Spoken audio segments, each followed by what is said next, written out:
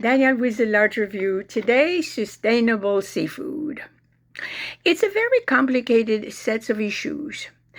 And it began in the 90s with conservation efforts that tried to address the issue of overfishing. And overfishing has had its successes in many instances, not only in the food that we eat, but also with species like blue whales. Uh, but if we want to continue to have sustainable seafood, one of the things that we need to have better understanding about and have better data about is the supply chain of how the seafood comes to us in our local markets. And there is a paucity of data about that.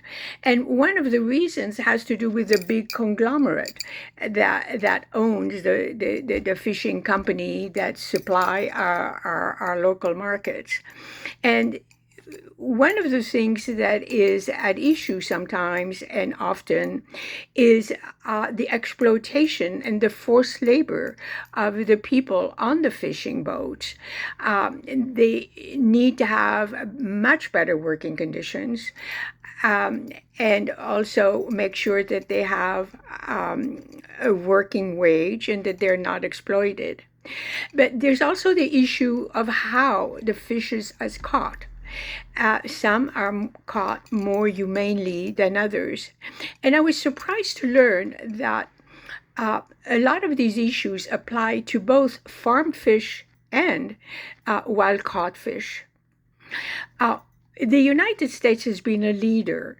And so, if you want to participate in getting more sustainable seafood, then make sure that you get seafood that is caught in the United States.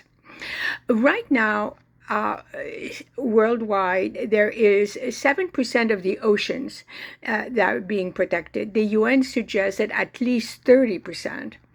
And one of the reasons is because we now have bigger and better ships that can go further out, and governments do sustain them sometimes.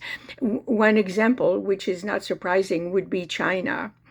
So we need the cooperation of government to make sure that we understand better supply chain. We need international efforts about controlling the oceans and all of that. But the one thing that we need if we want to have or to be consumers of sustainable seafood is to begin by informing ourselves. Thank you for listening.